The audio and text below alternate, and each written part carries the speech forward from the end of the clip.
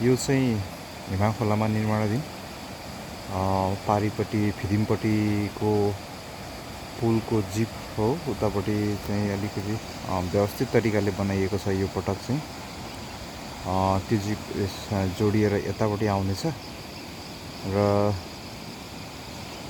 पुलको आवश्यक सामग्रीहरू पनि पर देखिरहेछ, आइसकेको छ।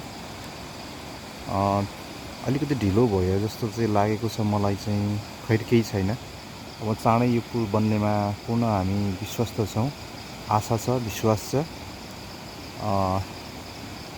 विगतको पोहोर सालको बाढीले गर्दाखेरि क्षतिग्रस्त भएको पुल चाहिँ यो पर त्यो घर देखिएकोदेखि ओल्लो र पल्लो जिप हल्का देखिरहेछ, क्षतिग्रस्त भएको थियो।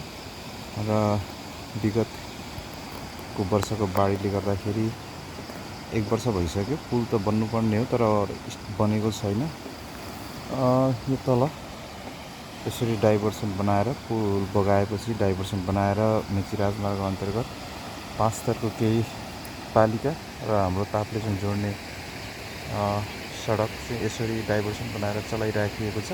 केही दिन अगाडि बाढीले डाइभर्सनमा पनि क्षति पुर्याएर केही समय यातायात अवरुद्ध भएको थियो, तर पुनः अहिले चाहिँ डाइभर्सन निर्माण, पानी घटीसँगै डाइभर्सन राम्रै छ, यातायात सुचारू छ।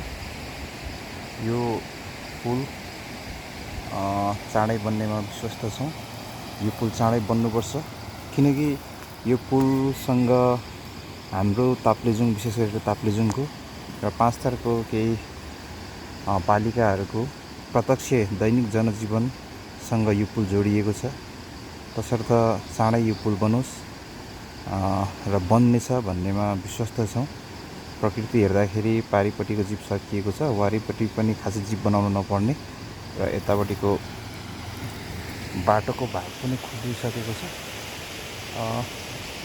यो बाटोको यतापट्टिको बाटोको भाग पनि यो पहरा खोलेर चाहिँ बनिसकेको रहेछ। अब चाँडै बन्ने जस्तो देखिएको छ, विश्वास छ चाँडै बन्नेछ र बर्खायाम सुरु हुनुभन्दा अगाडि नै यो पुल बन्नेछ भन्ने आशा छ।